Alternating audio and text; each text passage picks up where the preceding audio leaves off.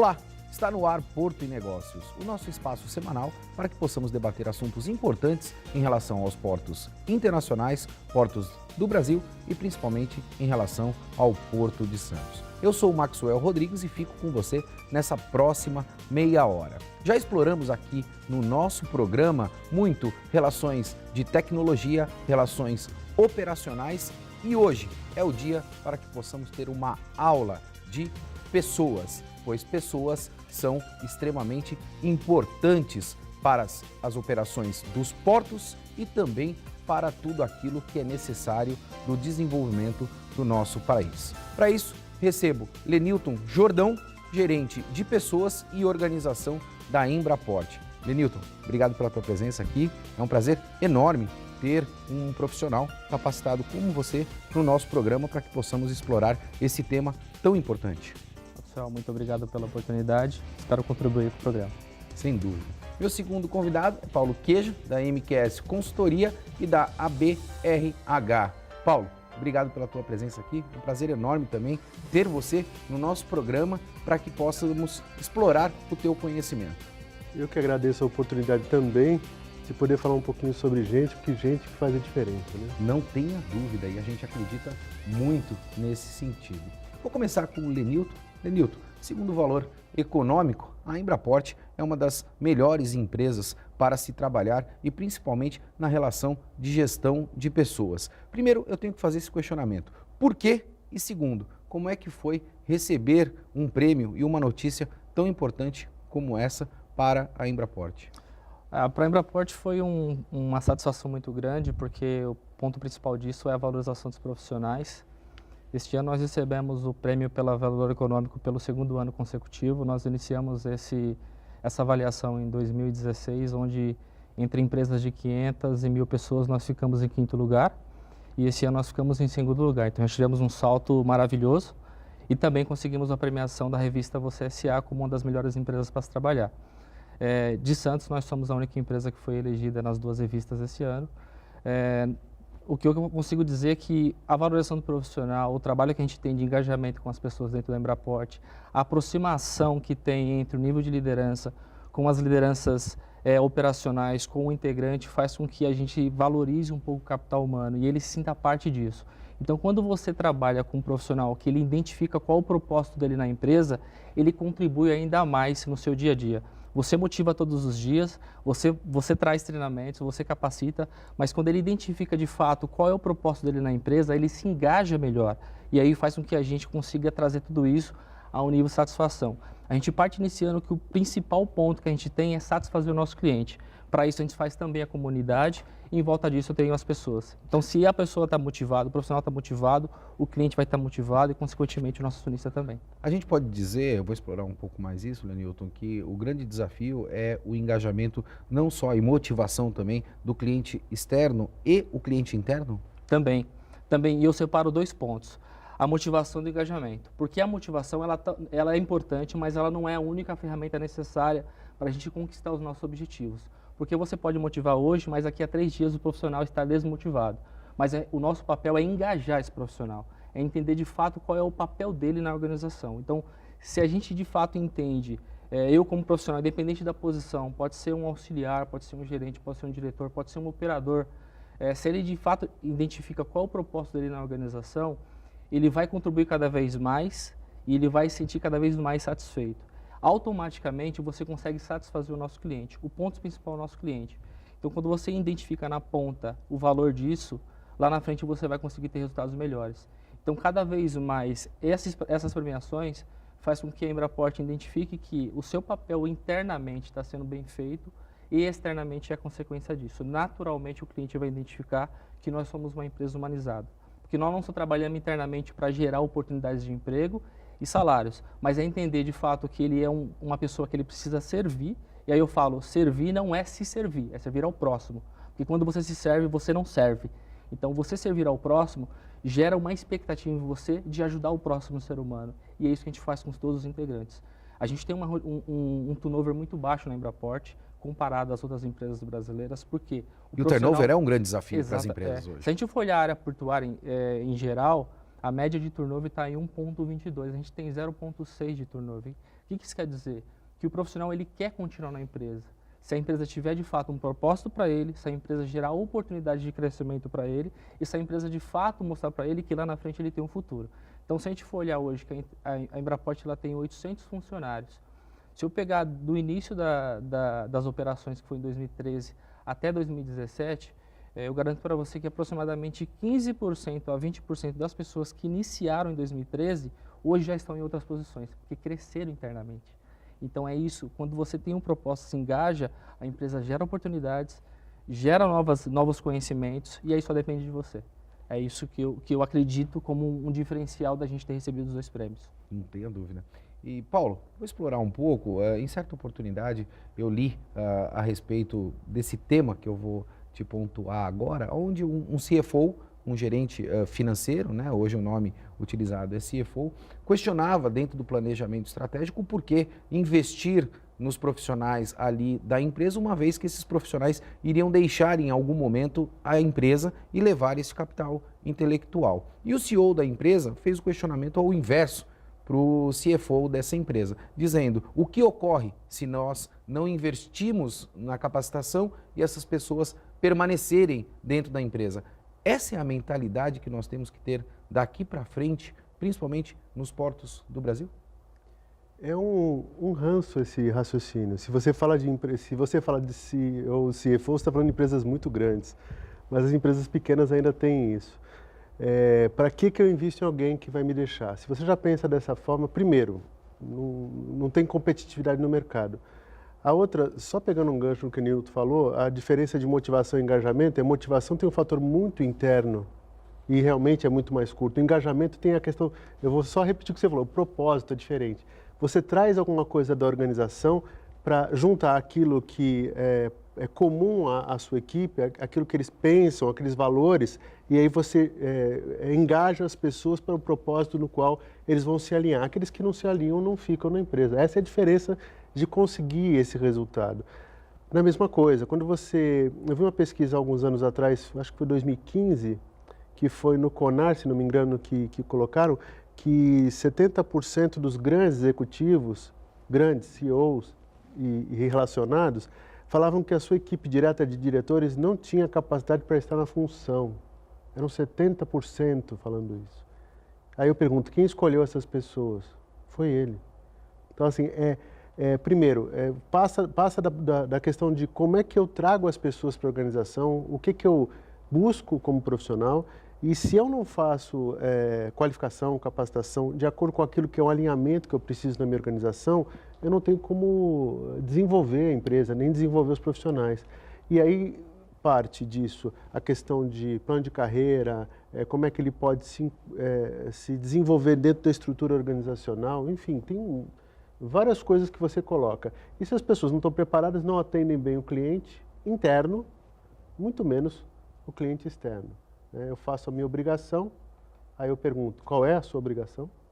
Não tenha dúvida. E, Nilton, me utilizando um pouco do que o Paulo acabou de nos colocar, a gente pode dizer de alguma maneira que os executivos e gestores também precisam talvez de uma melhor preparação nesta questão da contratação, ou seja, buscar realmente talentos para dentro da empresa, porque isso também, de alguma maneira, é algo um pouco desafiador. Você ter a capacidade de identificar novos talentos para que você possa formar uma equipe vencedora?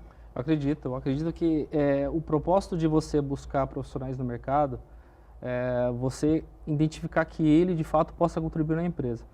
Mas eu acredito que antes de você buscar no mercado, você precisa olhar internamente. Porque muitas vezes você contratou uma pessoa, mas você não conseguiu identificar de fato qual é o papel dela na organização. Talvez essa pessoa está fazendo uma atividade que ela está fora da cadeira que ela deveria estar. Então, os executivos hoje eles precisam de fato entender que o integrante que trabalha com ele tem expectativas, ele tem desejo, ele tem sonhos e como você consegue contribuir para a formação dele. E aí só depende do profissional se capacitar para poder atingir as expectativas da empresa. Aí, se isso não acontecer, eu aconselho ir para o mercado, porque o mercado tem outros profissionais. Hoje a gente tem uma questão de desemprego tão alta, mas a gente tem muitos profissionais no mercado que consiga vir, mas com um propósito, que é o propósito da cadeira. né? Então, assim, eu acho que todos os líderes, seja diretor, seja gerente, seja supervisor, ou seja o CEO, quando ele for identificar um profissional, ele precisa identificar o profissional que de fato vai contribuir para o crescimento dele, da pessoa e da organização. Paulo, você acredita? Preciso pegar o teu depoimento em relação a isso também, uma vez que você ministra aí inúmeros treinamentos e algo que a gente vem explorando muito é essa questão da liderança e também do coaching. Hoje é extremamente importante para o desenvolvimento das empresas. Eu não estou falando isso só no segmento portuário, mas a gente percebe também em outros segmentos também que isto é um fator importante para o desenvolvimento das empresas. Você acredita que hoje, principalmente, os gestores das empresas, eles têm a capacidade de alinhamento de expectativa com os colaboradores que, porventura, atuem diretamente com ele? Então, eu costumo falar que parte de cima, né? Hoje a liderança é ponto principal. Quando me chamam para fazer um trabalho na organização, de atendimento até. Você vai fazer um atendimento, vai melhorar um atendimento. Eu pergunto, e a liderança direta está unida a isso? Não, é só a equipe que precisa. Eu falei, mas se eu não trabalhar junto com a liderança, eu vou embora e essa liderança não dá acompanhamento. Se você vai subindo na escala da empresa, e claro que hoje em dia as empresas não estão tão verticais, mais horizontais, você ainda tem... Isso está correlacionado diretamente àquela questão da chefia versus a liderança. Exatamente. Ele não tem e mais ainda tem muito chefe que não é líder. Tem pessoas que poderiam ser melhor aproveitadas dentro da própria estrutura, que às vezes não querem nem ser chefes no momento, mas que podem ser engajados pelo próprio chefe para que ele exerça a liderança na sua equipe. Esse é um outro ponto. Mas, primeiro, a preparação dos líderes. Começa da grande liderança. Como é que é a visão... Porque algumas coisas, visão sistêmica dos líderes, como é que eles entendem tudo que envolve a operação, se fala de operação portuária, mais sistêmico do que isso não existe, né? Qual a influência do seu trabalho, não só nas áreas que você tem relação, mas como na cadeia toda de suprimentos. O que acontece se você não atende bem o cliente, se você atrasa um processo de armazenagem, qualquer coisa que você faça nesse sentido. Que consequências financeiras, de abastecimento isso gera? E muitas vezes o profissional não tem essa noção. E não é só o operacional, é o líder direto. É o principal. Que é o ponto importante. Aí você tem os grandes líderes, digo, de nível da empresa, onde eles precisam estar mais próximos da sua equipe. E tem que ter a habilidade de não comandar, mas sim, na verdade, delegar atribuições e direcionar isso. Linilton, eu preciso continuar explorando esse tema porque muitas pessoas acabam me parando e ter a oportunidade de ter aqui no nosso programa 2 experts, eu acho que é extremamente fundamental para que a gente compartilhe esses dados. A Embraport é uma empresa que fez inúmeros investimentos na questão de automação portuária e a gente percebe que, de alguma maneira, a gente ainda tem uma grande dificuldade de achar profissionais que venham a atuar nestas questões relacionadas à automação portuária. Isso é uma verdade absoluta? Você ainda tem essa dificuldade? A gente ainda está debatendo a capacitação de alto nível para automação portuária? Eu não estou dizendo aí em apiar carga, capacitação que hoje nós já conhecemos, mas para lidar principalmente com manutenção de equipamentos, sistemas e assim sucessivamente? Eu acho que existe uma deficiência no mercado, mas da própria pessoa. Eu acho que o profissional ele precisa procurar, dentro do ambiente portuário, cursos necessários para ele poder se desenvolver cada vez mais. Muitas vezes a pessoa ela espera a empresa investir em treinamentos ao invés de se autoqualificar no primeiro momento. É importante também de mencionar que entre não só a questão operacional, mas a questão de formação. Porque a gente prepara o nosso líder, num exemplo como o Paulo comentou, para que ele vai liderar outras pessoas. E a gente define de fato em cima dos nossos valores e cultura qual é o tipo de líder que a gente tem. Você tem vários tipos de liderança. Você tem o autocrático, o burocrático, você tem o chefão, né, aquele sargentão que era no passado, e a gente valoriza um profissional que seja um líder educador. Aquele que gera tempo, experiência, exemplo e consiga desenvolver no profissional. Então, quando eu falo com os líderes, eu falo qual é o legado que você quer deixar na organização quando você sair ou quando você for para um outro negócio. Porque é esse o diferencial que você vai ter como liderança. O cara que está trabalhando com você, o profissional que está trabalhando com você, ele tem que identificar não porque você é um chefe, porque ele vai fazer o que você quer. Mas se você for um líder, ele vai te seguir.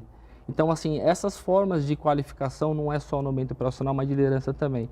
E eu acho que cada vez mais a gente investe em formação e treinamento, mas eu sempre falo para os profissionais, Se você tem sonho, se você tem futuro e só depende de você em termos de conhecimento e qualificação, não espere só da empresa. Se autoqualifique também. Eu vou ter que chamar um breve intervalo e vou deixar uma pergunta para os meus dois convidados. O modelo paternalista que nós vivíamos até certo tempo atrás, de investimento também em profissionais, está, de alguma maneira, se transformando e partindo para um novo modelo de capacitação? Porto Negócio vai para um breve intervalo, a gente volta já já.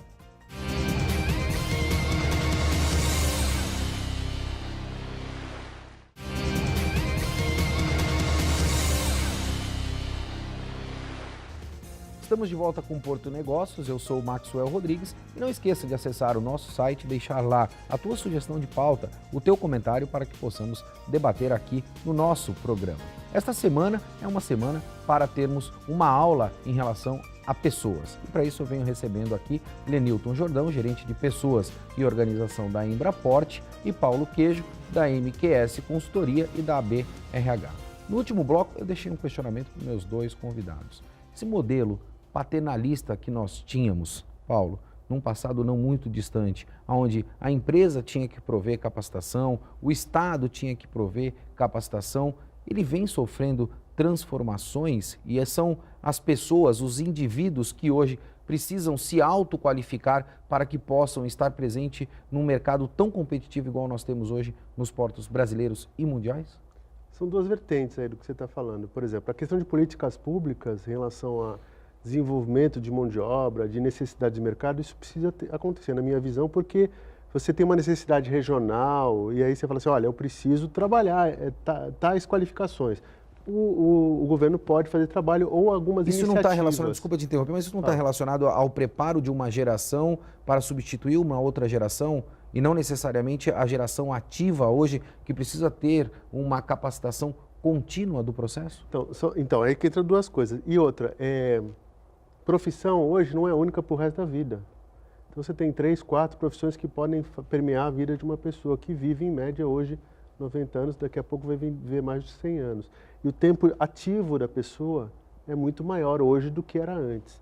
Então eu sou de uma geração, por exemplo, que ainda era treinada para trabalhar numa empresa só e ter um tipo de profissão só.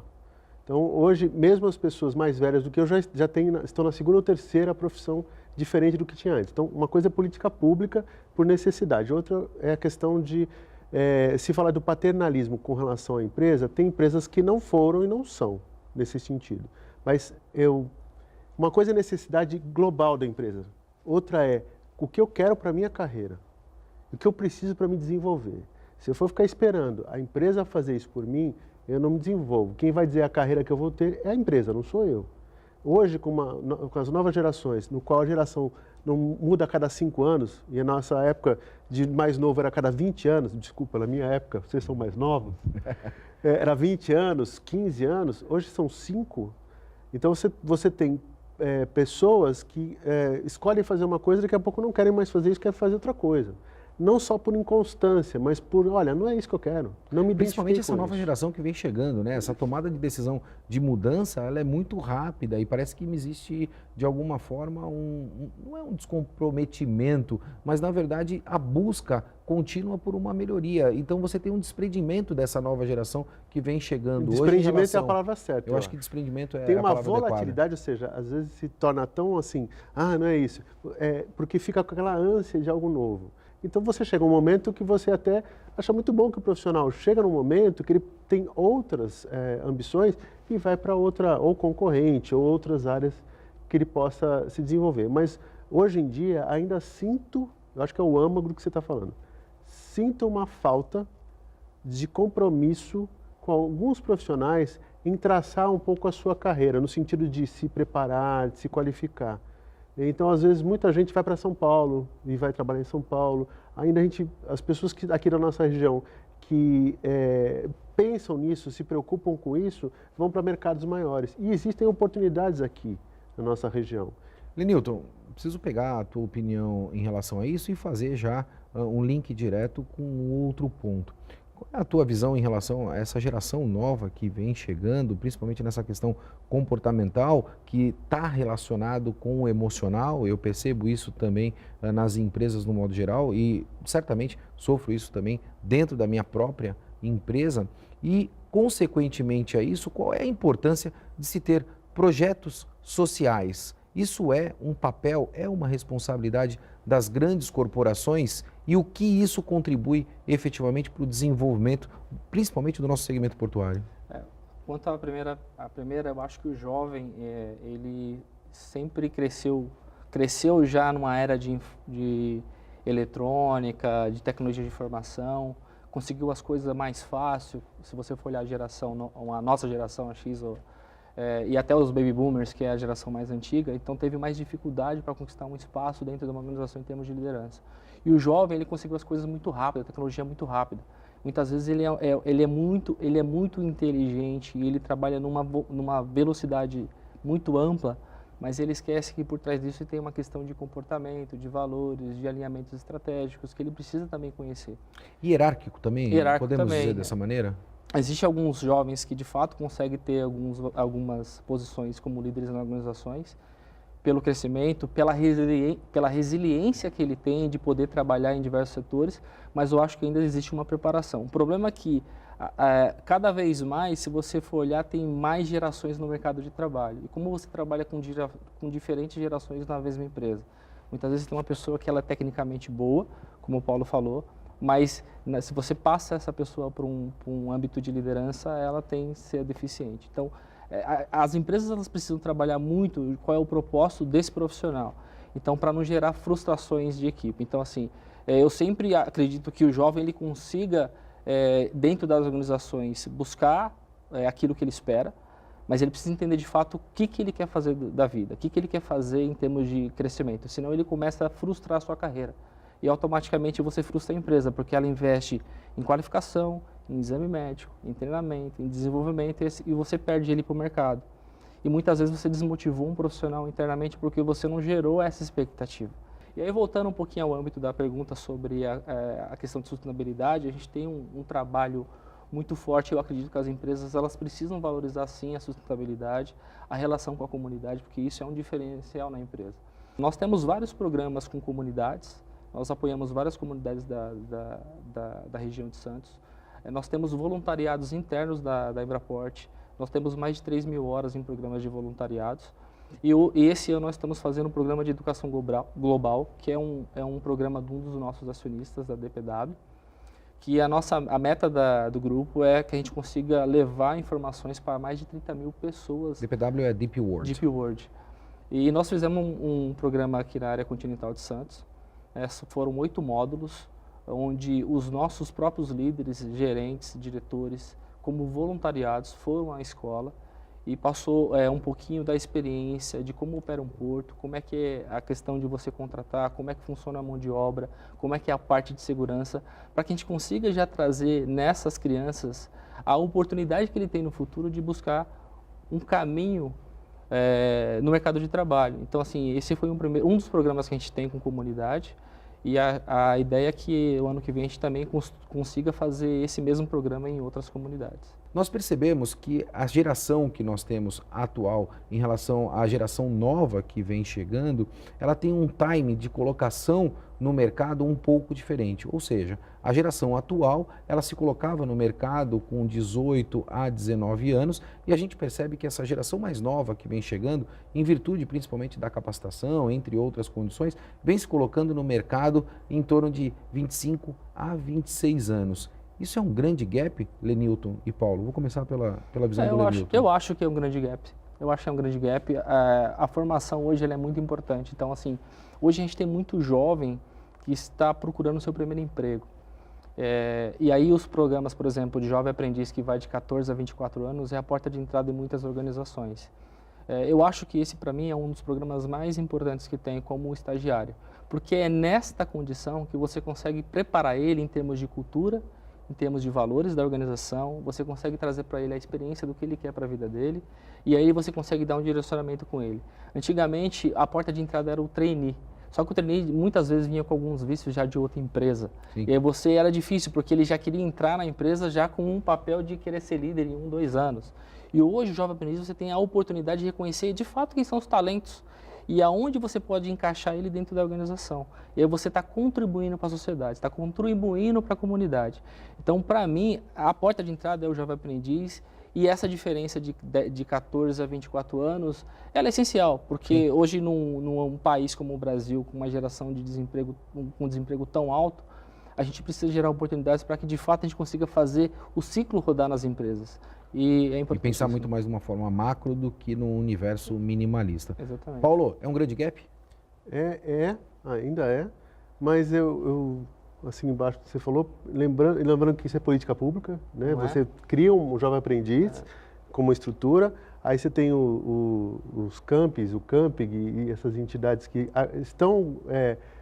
mudou a questão de quando eu era office boy, por exemplo, né, lá atrás, faz pouco tempo isso, e que eu não fui pelo camping na época, nem pelo campus de Santos, nem campus de Guarujá e tal, mas a diferença é assim, hoje eles estão preparando muito bem esses meninos e meninas para trabalhar. Inclusive, a gente na BRH, aqui na Associação Brasileira de Recursos Humanos, promoveu um fórum de inclusão e foi dado um exemplo de uma mãe falando do seu filho que tem deficiência, que possui uma deficiência, e ele era cadeirante e tal, e ele fez o curso no campus e hoje está trabalhando numa empresa na área específica do Porto, e que tem uma política de inclusão interessante, tem estrutura dentro do prédio dela para poder ter cadeirante, que é um outro problema também, é um assunto para um programa inteiro isso aí, um outro programa, mas assim, que incluiu esse menino que tem uma capacidade técnica muito boa e de relacionamento, pelo que eu entendi, e pode ser útil, pode ser um profissional útil. Felizmente chegamos ao final do nosso programa,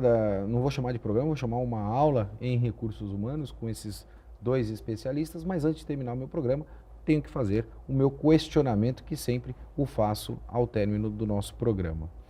Primeiro eu vou começar pelo Paulo. Paulo, quem é Paulo Queijo? Então, eu sou um cara que gosta de gente, de me relacionar com as pessoas, por isso que trabalho nessa área, com gestão de pessoas. Sou caseiro, marido, né, também. Tenho a minha enteada também, que eu não sou pai que gerou uma filha, mas sou um pai. Tenho uma neta também que vai nessa estrutura.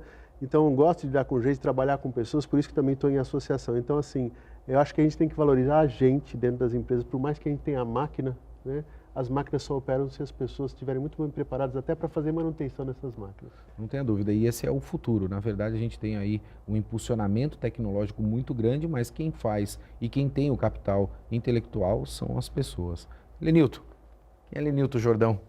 O Lenilton Jordão é uma pessoa que trabalhou muito para chegar onde chegou. É o que eu falo para todos os jovens: se você tem sonhos e oportunidades na sua vida, faça e lute por eles, porque você é maior que seus sonhos. Então, eu nasci em São Paulo, iniciei minha carreira na área financeira, passei por áreas logísticas, comerciais, morei fora do Brasil para tentar buscar um pouco de crescimento. Vim para Santos em 2009 e me identifiquei na área de pessoas. Já estou na carreira há mais de 12 anos e para mim é uma área essencial. Amante de viagens, um dos meus hobbies principais é viajar, porque eu acho que você tendo conhecimento de outras culturas, isso vai trazer para você seu autoconhecimento. E é isso que eu trago para as empresas. E principalmente o poder de comparação. Eu acho que quando você tem o intelecto para que você possa ter o conhecimento e a comparação, é o que faz a grande diferença. Porto e Negócios vai ficando por aqui e não esqueça, muitas vezes aprendemos a cuidar dos outros e esquecemos que também precisamos cuidar de nós mesmos. Um forte abraço e até semana que vem.